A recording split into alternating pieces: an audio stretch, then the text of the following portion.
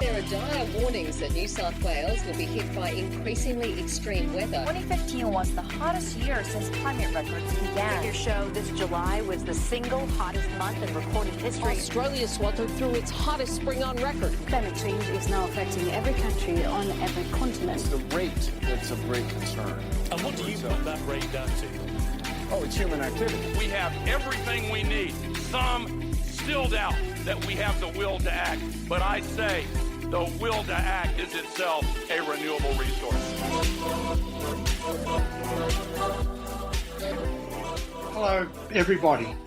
My name is Peter Moraitis, and on behalf of the Port Phillip, Glen Eira and Bayside Emergency Climate Action Networks, that's PECAN, GECAN and BECAN, welcome this evening to the gas fallacy, why we need a renewable-led recovery for our climate, health and economy. I would also like to thank the many groups, the many supporter groups that have made this webinar possible. Too many to name. We have had over 500 registrations for this event, and the event could not be timelier. As you may have read in today's newspapers, the federal government plans a massive expansion of gas production across Australia in the name of leading Australia out of the COVID-caused economic downturn. This at a time when our world is on the precipice of climate catastrophe. Our aim tonight is to understand more about the impacts of gas, as well as the government's plans, and the very real renewable alternatives to gas. We could not think of better experts to help us do that than our speakers tonight.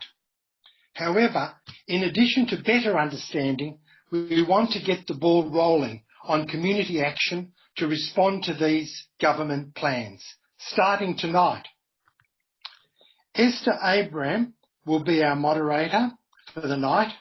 Esther is a past Director of Environment Victoria, the first CEO of the Moreland Energy Foundation, and currently runs a consultancy for environmental groups called Estuary. Our networks, comprising a multitude of grassroots environment groups, stretch from central Melbourne down to Western Port and inland to the Dandenongs. This is part of the land of the Boon Wurrung people, and it is now my privilege to introduce Gerin Yarroman Steele, a Boon Wurrung traditional owner, which sadly was lost from this recording. So hello everyone, I'm Esther Abraham and I'm moderating the webinar this evening. Thank you very much, Gerin, for such a wonderful special welcome to country. I think you've given us a lot to think about, and certainly we really appreciate the sense of purpose and the focus of purpose that you've given us tonight. Nearly 300 people participating in tonight's webinar, which is absolutely fabulous. And I understand that people are tuning in from many different parts of Melbourne, from different lands of the First Nations people. I'm attending from the land of the Wurundjeri people of the Kulin Nation, and I pay my respects to elders past, present and emerging. We have a full and fascinating agenda to get through this evening. A highly motivated team of organisers have brought together excellent speakers to help us all understand why a gas-fired recovery is the wrong approach.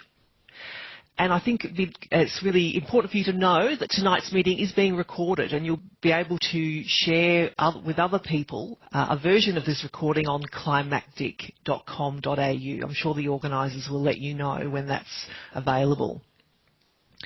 Given that things are moving very quickly, this webinar has been structured to encourage a lot of emails to politicians to show that the public is concerned about the gas-fired recovery. Earlier, Peter mentioned the announcement of the Prime Minister today. So things are happening. We need to be aware and to take action. If you're interested in sending an email or two, I recommend getting ready to take some notes, because you're about to hear from 3 experts who will have some very good pointers that you'll be able to include in those emails. So now I'd like to introduce the first speaker, Dr. George Crisp. George is a medical practitioner who works as a GP in Perth. He has a long-standing involvement in Doctors for the Environment and will help us understand the health implications of a gas-fired recovery. Over to you, George. Thank you, Esther, and thank you for inviting me to discuss the health implications of gas development. Our interest in Doctors for the Environment is understanding and explaining links between environmental and human health, and there's much more on this on our website, the link below. Gas development poses serious health risks for us, and it's primarily due to the climate-mediated effects from greenhouse gas emissions, but also, as I will just briefly mention about, is other local chemical pollution and impacts. As our understanding of climate science has increased, so too has our understanding of the consequences, and in particular for our health. Health was barely mentioned in the first IPCC report in 1992, but 2 decades later, it's been recognized as the biggest health threat facing us this century. And like unfolding events of climate change, so too we're seeing unfolding health consequences. This is no longer a future prediction, and it's why doctors globally now recognize climate change as the health emergency and are speaking out about it as such.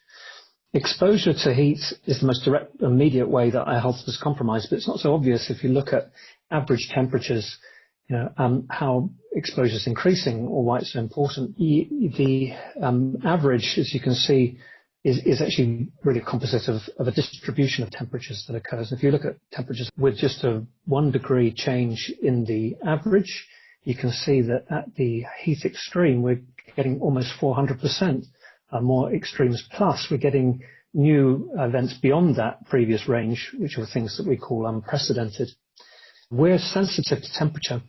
We know that some people are particularly prone to these, or vulnerable, the elderly, people with underlying medical conditions, and children. One study in Melbourne which showed that for 3 days in a row where the average temperature was over 27 degrees, which is not that hot, there was a 40% increase in the rate of heart attacks in the community. Of course, climate change doesn't just affect temperature, it affects humidity, rainfall, weather patterns, particularly the intensity and behavior of extreme weather events. All of these events have significant direct physical effects and, burns, trauma, drowning, but also effects range, that are mediated by other pathways. So, for example, interruption of health services or other essential services or infrastructure or social and economic impacts. But by far the largest disease burden, certainly the most persistent, relates to the mental health consequences of these. Next, please. So we know that all of these events, bushfires, floods, droughts, as well as having significant local community impacts, cause mental health impacts, and especially we know that that some people in society are prone, and children are especially vulnerable. So we know that heat waves, bushfires, droughts, they all have quite significant and long-lasting mental health consequences. If you look at children, you see that their rates of psychological distress and impacts are both greater, and of course it affects them during a vital stage of their development, which can have lifelong lasting impacts. Next, please. Climate change is also tied to air pollution. We know that there are around 7 million deaths each year relating to air pollution, mostly from burning fossil fuels. We also know that climate change worsens air pollution, both through the formation of ozone, which is a toxic secondary pollutant formed from volatile organic compounds and oxides of nitrogen, which are products of gas. Also from increasing bushfire smoke.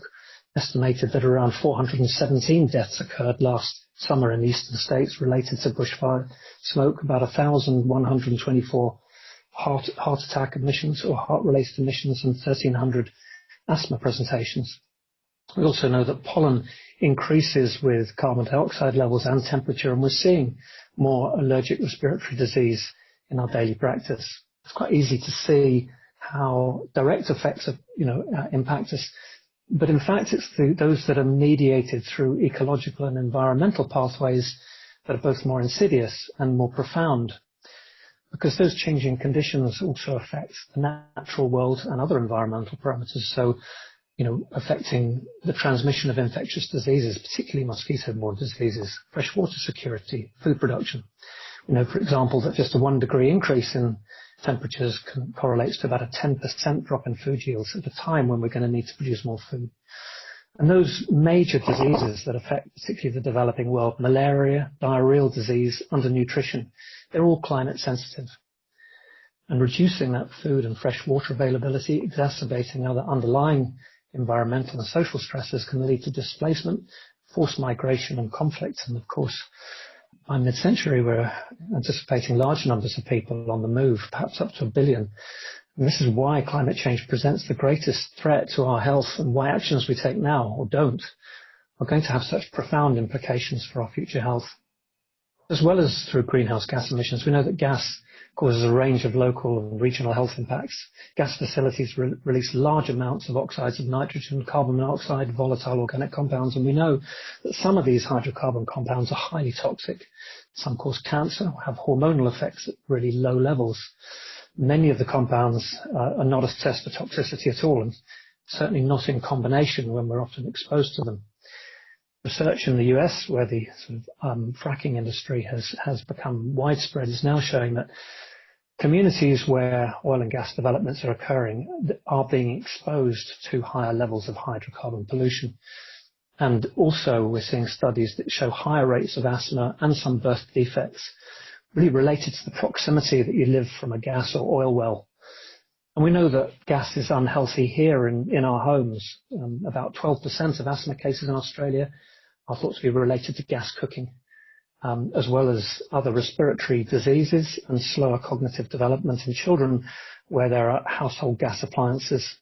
We know that really limiting climate change and greenhouse emissions is essential to protect us from increasingly unmanageable health impacts. But we also know that the actions that we take to mitigate climate change largely have really important health benefits. We know that, reducing air pollution, freshwater use from fossil energy generation, reducing urban pollution and inactivity related to our transport systems, having healthier diets with low environmental footprint, and also with better designed cities with more access to green spaces and lower exposure to pollution.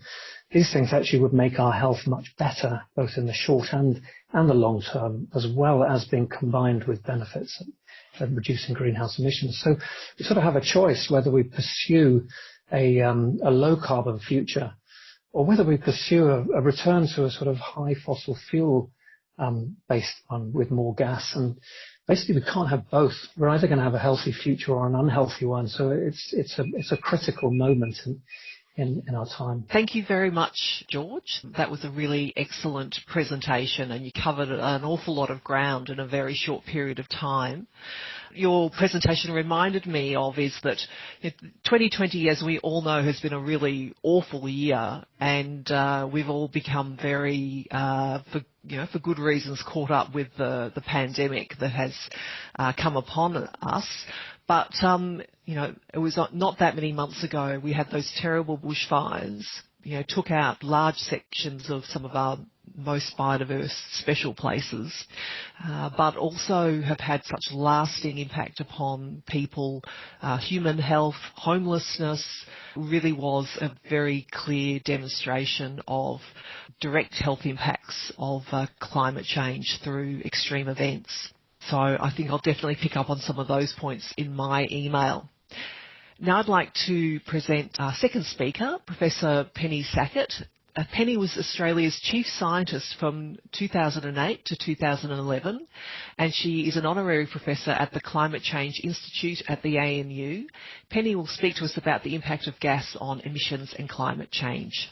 Thanks, Penny. Thank you very much. I'm coming to you today where I sit in Canberra on the country of the Ngunnawal people. Let's get started. So I want to talk to you today about gas, climate, and Australia. I want to start by trying to give us some perspective. This is what the temperature looks like over the last 800,000 years on Earth. And you can see I've marked here where the first Homo sapiens appeared, and then later on when what we call the Ice Age, although there have been many, when the Ice Age occurred. And after that, the temperature rose, and we're now at the red dot. And in the green oval, I've shown the period over which we know that modern agriculture flourished. Penny's presentation on climate science and where we're at in terms of global greenhouse gas emissions was excellent, but it leaned a lot on her slides, so I've cut a lot of that for the sake of audio. Those are the temperatures agreed by the Paris Accord, to which Australia is a signatory. But highly recommend, if you haven't seen greenhouse gas charts tracking the last 800,000 years, to check it out. It's stark, severe, and very clear that it's human activity that's causing the unprecedented spike in global greenhouse gas emissions and the temperature increases we're seeing. If all countries followed Australia's current path, temperatures would be even higher, 3 to 4 degrees above pre-industrial, and that's shown by the purple arrow. What's causing this temperature rise? Greenhouse gases, as I'm sure you're aware. Here we see plots over the last 1,000 years of the three most important greenhouse gases, carbon dioxide on the left, methane in the middle, and nitrous oxide on the right. And in each case, you can see that round about 1850 or so, those greenhouse gases began to climb almost exclusively due to human beings and their activities. And that sharp rise has occurred since about 1950. To put that in perspective, what does carbon dioxide look like over the last 800,000 years? Well, here's a plot, and way up at the top right-hand corner, you see where we are now with the red dot. That red arrow shows how much has changed just since about 1750. The same is true of methane. In fact, an even sharper rise in methane compared to the past 800,000 years. This is not a kind of world that humans have lived in before. And the more we know, the more reason we have for concern about the impacts, the climate impacts, even at a small amount of warming. So if we consider three different impacts of climate change, the impact on unique and threatened systems, the impact on extreme weather events, and what is called large-scale singular events, but you might be more familiar with the term tipping points. That is to say, the more we know that we're taking on great risk, even at 2 degrees, with very high risk to our ecosystems, high risk for extreme weather events, and even a moderately high risk of passing irreversible tipping points. I thought I'd just spell out what Melbourne might expect over the next 20 years, and this is due to climate change that I'm afraid is already locked in. You can expect temperatures to rise in all seasons, more hot days, warm spells, heat waves, fewer frosts, less rainfall, at least in the winter and spring. When the rainfall comes, there's increased probability that it will be extreme, high intensity. Sea level rise continue to rise, and the height of extreme sea level events with storm surges will increase. And harsher fire weather. In fact, it's been recently estimated that the kind of fire weather we had at this last Black Summer, would become 4 times more likely if we let global warming proceed from about 1.1, where we are now, to 2 degrees. But the growth of fossil fuels continues to grow. Coal may be leveling, oil's definitely rising, and gas is rising faster still. The primary emissions from gas production and use are carbon dioxide and methane from the energy that's used to extract it in the first place. There can be methane loss directly to the atmosphere during extraction, for example, from flaring and leaks. Additional methane loss during transport, carbon dioxide emissions if that gas is liquefied, and methane leaks in pipes and in our own homes, as you've heard, at end use. And in fact, the methane over the past 30 years has been growing. We had some hope that it was flattening for a while, but round about 2007, it's been on the increase again. And a large part of this is due to gas and oil. But what about gas compared to coal? Haven't we heard that we can wean ourselves off coal by going to gas instead, and it'll be better for the climate? Well, depending on what the process is, and depending on its end use, gas does produce about 30 to 50% fewer emissions than coal. But if the methane losses are large, this advantage is substantially reduced. And in some cases, the advantage is reduced to zero. That is to say, when you combine the CO2 and the CH4, you're no better off than you are with coal. That is some of the experience we know is happening in the US and Canada over the past decade. Now, the reason why methane is so important is because although it doesn't persist as long in the atmosphere, it has a much higher global warming potential. And this brings me to the production gap. The gap between the fossil fuels that we're on, we've pledged, the path of fossil fuels that we're actually taking, which is higher than that, and the fossil fuel production that we need to drop, starting now, to have a chance of 1.5 or 2 degrees. And that production gap extends not just to coal, but to oil and gas as well. Each of these fossil fuels must decline independently if we're going to have temperatures between 1.5 and 2 degrees Celsius. The Narrabri project alone would produce about 5 megatons of CO2 equivalent at exactly the same time Australia needs to reduce by 7.5 megatons in order to meet every year in order to meet its 2030 target. The US and the UK are now weaning themselves off of coal, yes, partly through gas, but even more strongly through renewables. In fact, in the UK, transitioning to renewables has led the way in reducing the electricity grid reductions in 2017, with gas coming in third after lowering energy demand through energy efficiency. So is there a role for gas? Yes. To firm up increasing renewable electricity generations in the near term, while batteries and other non-carbon strategies are coming online. But even the Australian market operator does not expect that additional gas production will be needed. And we certainly cannot afford additional gas production if we want the climate to stay on the safer side of 2 degrees warming. Thank you. Thank you very much, Penny. That's yes, those are quite scary graphs, but I think it really just highlights how significant this shift towards the idea of a gas-fired recovery is in terms of climate change. It's been very much downplayed, being a greener fuel and part of the transition, but it's really not. This is not time to be using gas as a transition. So now I'd like to introduce Mark Ogg, our third speaker. Mark is a principal advisor at the Australia Institute who spent many years researching and publishing about the gas industry and the economy. Mark is speaking to us about the economic dimensions of gas and the gas-fired recovery. Welcome, Mark. I'd like to thank the organisers for inviting me to speak. It's really great to see such a great turnout. And I'd also like to acknowledge the traditional owners of the land. I'm speaking from the Dja Dja Wurrung people. Right, okay. So today, as I'm sure people are aware, the government's announced its blueprint for a gas-fired recovery.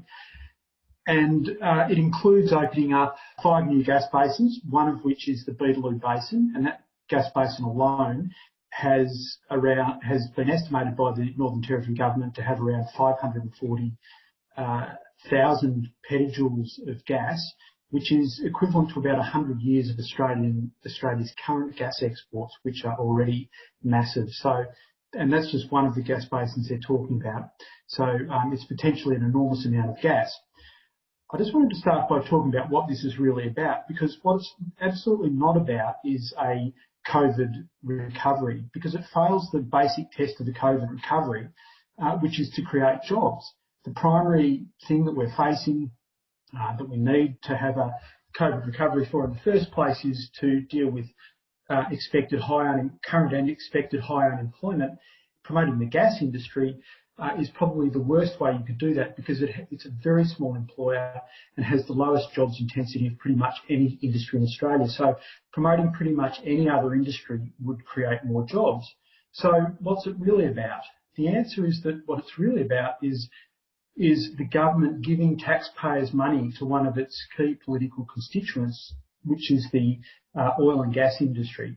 And to be specific, the oil and gas industry in Australia is a group of very large global multinational oil and gas companies like Woodside, Chevron, Exxon, ConocoPhillips, Santos and Origin. We allow them to export gas from Australia. It's being presented as trying to assist Australian manufacturing through lowering gas prices, but it's not about that. In reality, it's not really about that at all. If it had been about that, we would never have allowed open slather on exports that linked Australian domestic gas prices to global gas prices, which everybody knew in advance would raise gas prices, which would increase the burden on manufacturing and provide a windfall to the export gas industry. If we were serious about looking after our manufacturers, that would never have been allowed to happen, and we wouldn't have continued without a reservation policy or a cap on exports, neither of which we have. Even now, the government is talking about a voluntary code of conduct by the gas industry, which I would suggest would be pretty meaningless, and are talking a bit about a reservation policy, but they're pushing that way down the track. This has nothing to do with a COVID recovery and the economic arguments against it.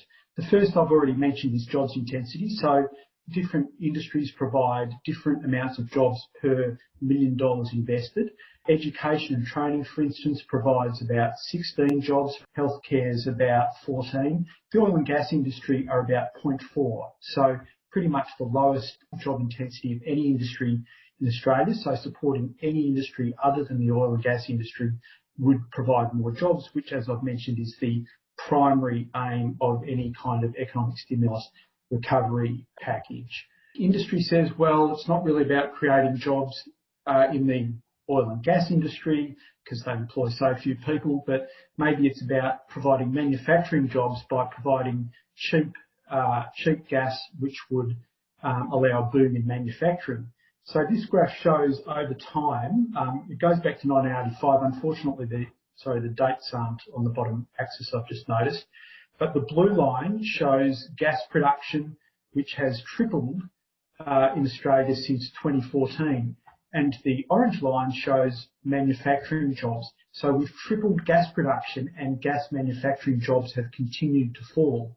And in that entire era where we did have cheap gas, going back to 1985, which is about 3/4 of that orange line, we had very cheap gas for that whole period, and we did not have a gas boom anyway. So it's the gas manufacturing jobs is a bit of a furphy. I should also mention that feedstocks often comes up. People talk about how we need gas for feedstock. About 1% of the gas produced in Australia is used for chemical feedstock, so we've definitely got enough gas for feedstocks. More gas supply won't bring gas prices down. This graph shows the East Coast consumption of gas, or the production of gas, in the blue line, and the gas price in Sydney in the orange line. So as we tripled gas supply over the last few years, the price also tripled. There's just no evidence that increasing supply brings down demand.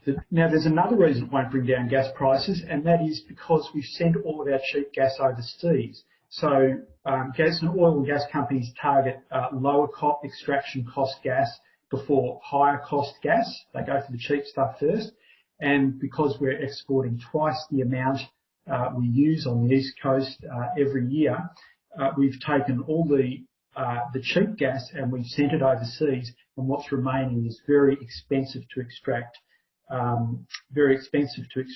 gas that ranges between about probably $6 and $9 a gigajoule, which is very expensive, and then you've got to, that's for the extraction, and then you've got to add transport costs on that. So the days of cheap gas are over, and increasing production is not going to, there's no way it can actually bring gas prices down. Another question I was just going to address was, do renewables need help from gas? Because there's these suggestions that we need gas to firm up renewables. Now, as Penny mentioned, we actually don't need firming power from renewables for the time being. The Australian Energy Market Operator has told us that. But even if we did, even if you accepted that premise, the cost of renewables, even with energy storage, is far lower than gas. So in that green circle on the right-hand side, you can see that there's a number of bars there for solar and wind with various levels of energy storage. So even with storage, they're cheaper than gas. On the left-hand side, on the left-hand yellow circle, and it provides the same service basically. It's dispatchable electricity, whether it's provided by gas or renewables with storage. And I just also highlighted in the middle there gas with carbon capture and storage, which the industry is claiming is zero emissions. That is ridiculously expensive, and there's no economic reason for choosing that path. The blue line here shows actual gas supply for energy generation in Australia over the last few years. So you can see it's dropped by about 60% since about 2014, and it's projected to drop another 70% on that by the late 2020s. So we absolutely don't need any more new gas power generation, according to the Australian Energy Market Operator. And they also, in their projections under the ISP, which is the Integrated System Plan, they're not seeing much of a future at all for gas in Australia. So thank you very much, Mark. You've got a lot of really interesting information there, some very compelling arguments. Very few jobs. No, they don't pay any tax. Why wouldn't we want to give them a whole lot of public money to subsidise their operations? I've got a few questions that have come through. A question for Penny. There seems to be no conclusive data on the level and full extent of fugitive emissions of methane across the gas production, transport and consumption life cycle. This seems to be critical data missing. What can be done to ameliorate this dysfunction? So, first of all, the data that we do have is highly variable, and most of that data comes from Canada and from the US. And so it's not as easy as saying that one facility, one's size fits all in terms of the intentional release of gas, the flaring, the fugitive leaks, and so forth. It also depends on the type of production.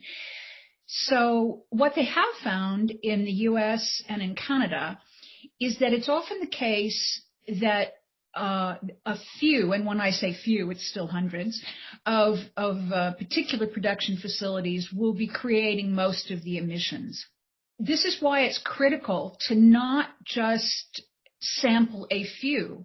You actually need to make sure that you're doing sampling enough that you're getting those few that are creating most of the emissions. And probably one of the best ways to do that, which we haven't yet, to my knowledge, done in Australia, is to conduct airborne studies and to not just do them once but several times, because these emissions can also vary in time. There have been a few very small, Mark may even want to speak to the studies that have been done, but they're nothing like what we need to feel confident about particularly the methane emissions from gas. Thank you, Penny. For Mark, this is a question I think that's quite relevant to probably a number of people who are participating in tonight's webinar. AEMO says that we will run out of gas in the southeastern states by 2024. Is this true? This was the justification for the AGL Crib Point terminal in Victoria to support Victoria, South Australia and New South Wales so that we can import LNG from overseas. Look, we will run out of gas. Because it's a scarce resource and we're shipping vast quantities, twice the amount we're actually using in Australia. We're shipping it overseas. So it will deplete, or at least affordable gas is going to deplete. But adding a bit more gas here and there is going to, might prolong it for a little while, but it's not going to solve the problem unless you open up vast reserves like we're talking about in the Beetaloo Basin, which is a complete climate disaster that might, pad it out for a bit longer. So, there's a really simple option, and that's divert some of the, some of the stuff we're allowing to be exported. But a better option than that is to just get off gas, and that's what the COVID recovery should actually be, not giving money to the global gas giants operating in Australia, but actually spending money to get off gas. And you can do that in three ways, because there's three types of gas use. We use gas for power generation, we use it in our homes and buildings, mostly for heating and heating hot water, and then we use it in industry. And in all of those cases, there's cheaper alternatives to gas. So renewables with storage, as I mentioned, are already cheaper than gas. So if we build renewable energy, we create heaps of jobs, and we get off gas in that sector. In terms of our houses, and I've got a shout out to Tim Forsey, who I hope is here. He was, and you can hear an interview with Tim also on Climactic. Here he's done fantastic work on this, but it's already cheaper to heat all of our houses and our buildings using electrical heat pumps, which are incredibly efficient and much healthier. If we use some COVID recovery money to actually assist households and businesses to get rid of their gas heating systems and put in efficient electrical heat pumps, we would save a vast amount of gas. And that could be directed towards manufacturing that needs it. But even in the manufacturing sector, if we spent some money, only a few companies use a lot of gas. Now, if we actually put a little bit of money into assisting them with the capital costs of using electrical systems to provide the heat that they need for manufacturing, we would save a huge amount of gas. And also, those companies would save money year on year forever, because electrical systems are by and large cheaper than using gas for fuel. So we should be having a gas-free recovery, not a gas-fired recovery. Yeah, I think that's a great point. And actually, Tim Forsey did actually send a question about, when it can be 3 times more expensive to heat your home with gas versus using a reverse cycle aircon.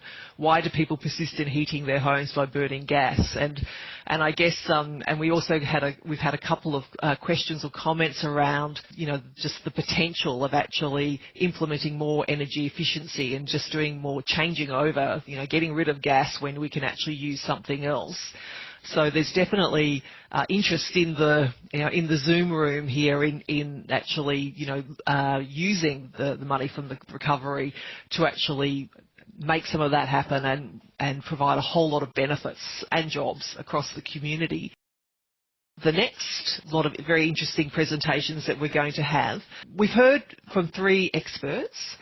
Now we're going to hear some quick presentations from some very inspiring activists who are currently fighting against gas developments. We're going to hear from Sally Hunter from Lock the Gate, followed by Ella Simons, who's a student striker. And after those 2 short presentations, we're then going to move into the practical part of this evening's webinar, which is the email writing component, and that's going to be led by Sue Dwyer from Climate for Change. So I'd like to now hand over to Sally. Hi, good evening everyone. It's fabulous to be here tonight, and I will share my screen with you for a quick overview about Narrabri. So I'm living in Narrabri, northwest New South Wales, and this is my beautiful family. We are grass-fed beef producers, and I have 3 sons who would all love to be on the land, and we'd love to see that be able to happen for them, basically. For those who aren't aware, Narrabri is in northwest New South Wales. Quick little geography lesson there, and it's on Gomeroi country. I just wanted to give you a little bit of an overview about what the impacts to agriculture will be from the Narrabri Gas Project. I'm assuming most of you are a little bit aware about the Narrabri Gas Project. It's proposed for 850 gas wells. It'll end up looking like this country. This is a shot in Queensland. But this is the idea of the gas wells that's spread across the countryside.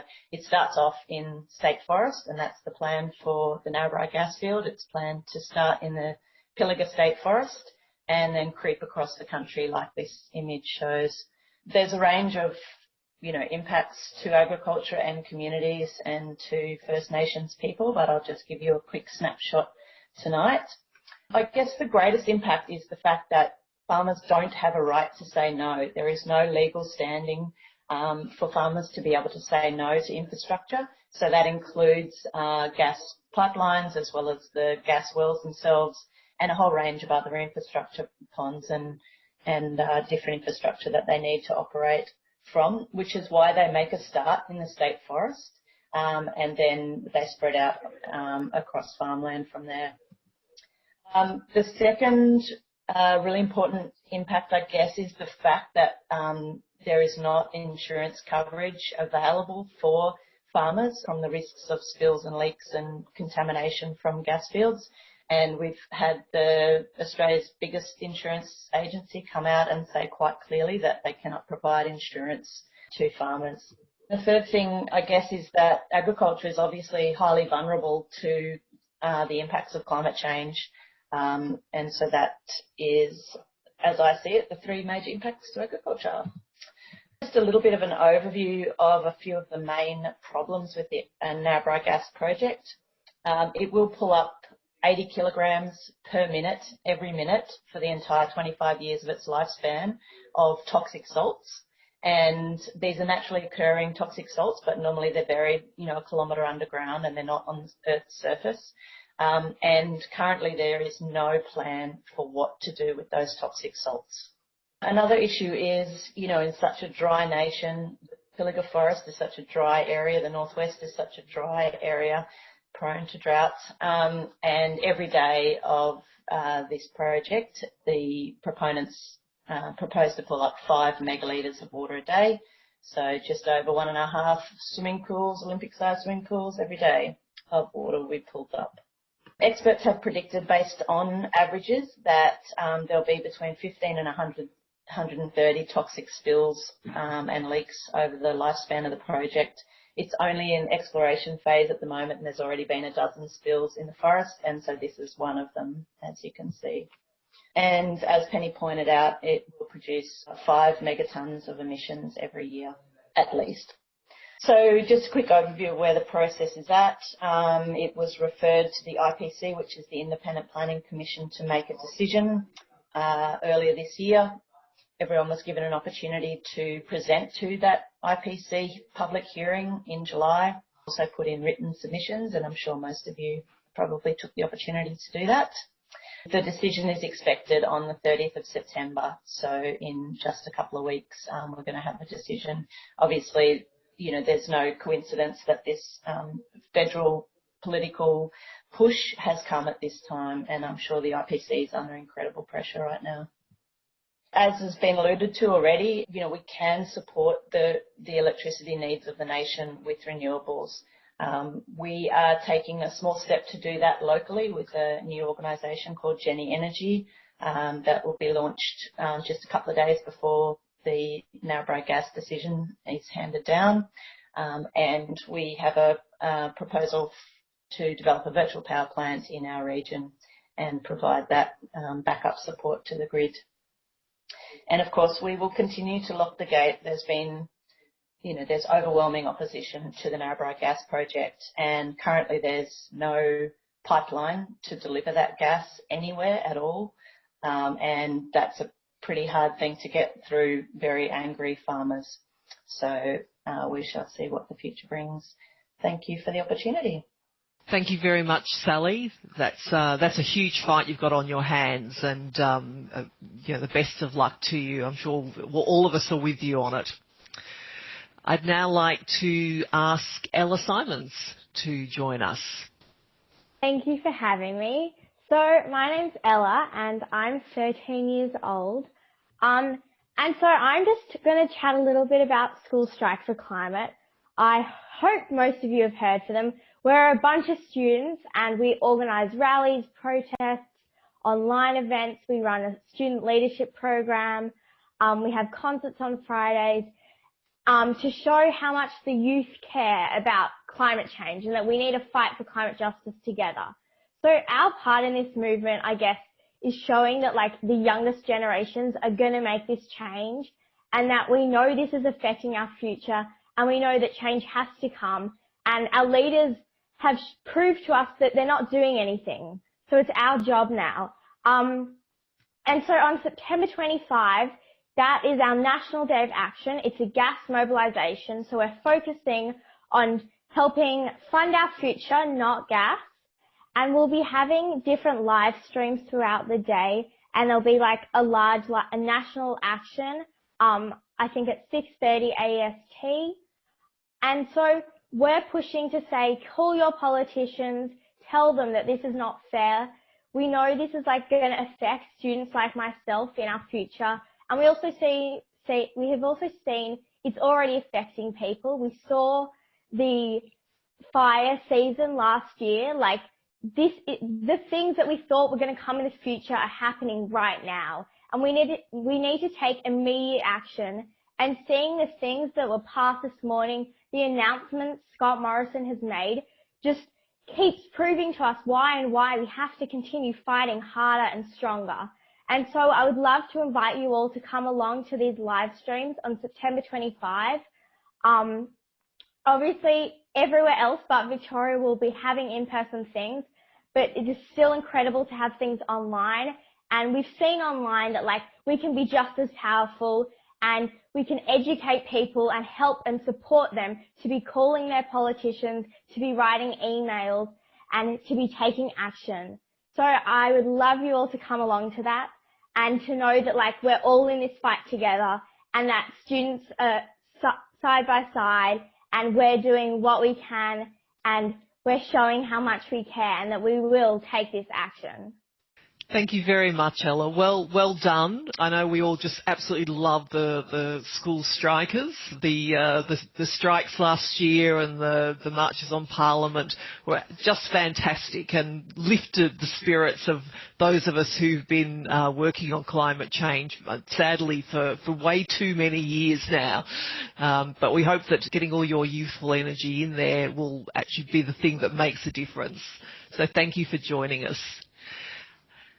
Now I'm going to hand over to Sue Dwyer, who's going to guide us through the email writing session, because we're going to now get really practical and use the motivation of these fantastic presentations to get some emails out to Pollies this evening. So over to you, Sue.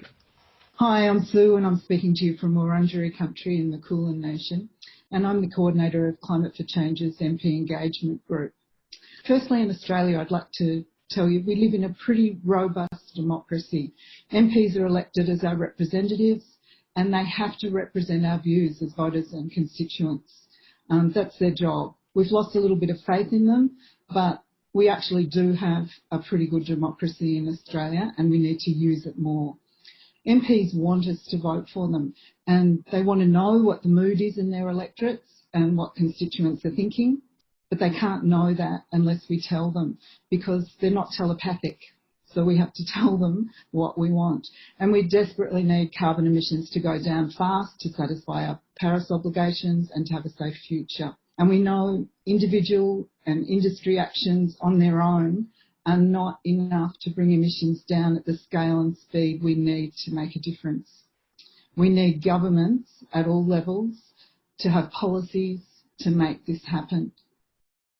There's plenty of solutions out there. We've heard about some of those tonight, but unfortunately at present we're lacking the political will to make them happen.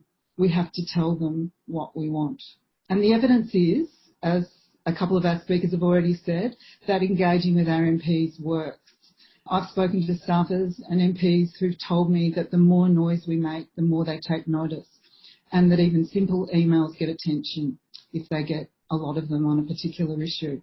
So writing an email is a simple, gentle action, but incredibly powerful. And they've also told us, politicians, that they know that each email, as Mark said, each email they receive on an issue means lots of other people feel the same way. I'm not sure if it's 1,000, but if you send an email tonight, you know you're speaking on behalf of at least 10, maybe 100 other people. So your voice is really powerful.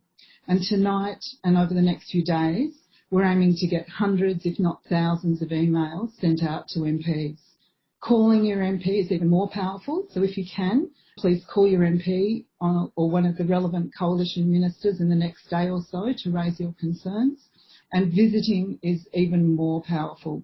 So most MPs are still meeting constituents online at present. So if you're up for it, ask for an appointment. So right now what we want you to do is to tell your local MP and the coalition ministers what you think and want about the issues with gas in the webinar tonight. So this action's a little bit different to the ones I usually run, been specifically tailored for you tonight. That's great, Sue. I think you've given everyone really great guidance there to help people get started, and I'm pretty sure that people are typing as we speak. When people send their letters into their members, and I know we write our letters and we think, right, I've got that off my chest. Now what happens? Do people get responses? And how do you respond to a response that you might get? Well, some MPs are better at responding than others. Should expect a reply though, particularly from your local MPs. And if you don't get one within 28 to 30 days, then I would write back and say, I wrote to you on this date and I haven't yet received a reply, and restate your issues and ask for a reply. So keep on their backs. They're our elected representatives. We need to keep them on their toes. They're answerable to us. So that's the thing to do. If they do respond to us, it might be that there could be a number of sorts of replies that you get. You might get a form letter that they're sending out to everybody, in which case I would write back and say, politely, thank you very much for your response to my letter, but you didn't address my concerns, and then restate what it is that you want to know from them. Keep the pressure on. Don't let them get away with just fobbing you off. If they write a personal reply, and some MPs will do that, or something that's a thoughtful response, that's an invitation to engage and develop a relationship with them, and I would definitely keep that going. And I know several people who, like me and like lots of other people, we're not anybody special, but MPs will listen to us and we can strike up a conversation with them, and that's how we're going to change their minds and get them on side to do things for us. I would just add to that not to forget your local and state politicians. States are moving much faster than the federal Commonwealth government is on these issues, and so, every state and territory in Australia has set a 2050 net zero target. So the only government that's left out is the Commonwealth. States, I think, actually recognize that there are jobs in renewables and that that's the cheaper way to go. So while you're writing those letters, I'd also suggest writing them to your state politicians as well. Encourage them, compliment them on the things that have gone right, and hold them to task to do better. And once you've written one email, it's very easy. The first one's the hardest. Then you can cut and paste it and send it off to 10 other people really quickly. And if you're going to do that tonight or in the next few days, please put the hello@GECAN email address up in the BCC field, because we'd love to be able to say that, we've sent off 1,000 letters to our MPs tonight. That would be an amazing achievement. Do it. Yes. And on that note, that's fantastic. Thank you very much for running that session for us. I'm now going to hand over to Belinda Hayden from the organising group, who's going to wrap up the evening, tell us what happens next, and also vote now, because she's going to give us the results of the poll. Thank you. Good evening, everyone. Thanks so much. As I said, my name's Belinda Hayden. I'm one of the organisers. I'm from the GECAN, the Glen Ira Emergency Climate Action Network, and coming to you from the lands of the Boonwurrung people. So tonight we've heard about experts about why the gas-led recovery from the COVID recession it's just not an option in terms of the economy, the environment or our health. And we can see a radically better future ahead with a renewable recovery leading us out of recession. Our panel of experts have answered questions from the audience to help inform our understanding, so we can then engage with our elected representatives through emails and phone calls and let them know that we stand for renewable, regenerative recovery. So let's show the results of the resolution. I'll get Josh to share those with us. Thanks so much, Josh. So we've got 100% of the people who are attending tonight voting for the poll. I think that says it. We plan on sharing these results with our local members of parliament and ministers, and hope that you will too in your letter writing. And we'll send these details to you in a follow-up email tomorrow or in the next couple of days. And I know I don't need to remind you that we are in a climate emergency. We are facing an existential crisis that's affecting all living beings on the planet, and the time available to act is short. The government declared its hand today that they are supporting a fossil fuel future. And tonight with this event, alongside our other community groups, we are adding our grassroots voices to the movements to support a rapid national renewable energy-led recovery, and we need all of you to join us. The government will proceed with its plan to continue supporting fossil fuels unless we tell them that's not what we want. So I hope you got to write an email to your MP, to some ministers, or even both, and remember that an imperfect letter sent is better than a perfect email that never gets sent. So get these emails out to your MPs as soon as possible. We have not run a webinar before, and it's been a great experience getting this webinar together in under 4 weeks. So thanks to you all for your patience, enthusiasm and commitment. Thanks to Josh and Zaylee in the Port Phillip Eco Centre and all of our neighbour and sibling and cousin groups across the country. Thanks to Garen Steele, traditional owner from the Boonwurrung Foundation, and our incredible experts, Professor Penny Sackett, Dr. George Crisp and Mark O. Sally Hunter and Ella Simons for sharing your stories, and Sue Dwyer for your excellent facilitation of the email writing. And to you, our audience, for being so wonderful and participative, and for your generous donations. We're going to have another event following the release of the federal budget on the 6th of October. But in the meantime, remember, get your emails out, pick up the phone. MPs are our elected representatives. It's their job to listen to us. So, of course, this is just one form of action, and we encourage you to get involved in all different kinds of actions so we can get our voices heard. We'll put up a poll now so that you can tell us what kinds of actions you are now inspired to take part in. And stay in touch and get involved. Our groups welcome new members, so do reach out. We need your help. We need your skills and your expertise. So if you have something to share, get in touch with us. A member of our team will put some links in the chat so that you can sign up to our groups, follow our Facebook pages and so on. And absolutely do make sure that you get involved in the School Strike for Climate on Friday 25th of September. It is for everyone. We need to support the kids. It's next Friday. Get involved. It takes a movement of people to build up the momentum to make change, and we need the change now more than ever. We are building on a campaign, and we need you alongside us and working together towards a safer future.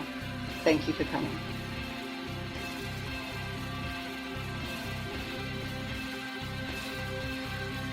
Thank you for joining us. You've been listening to Climactic, the flagship podcast of the Climactic Collective, a podcast network dedicated to lifting the voices of the climate community. You can find out more about the people of the Climactic Collective and all the shows on the network at climactic.com.au.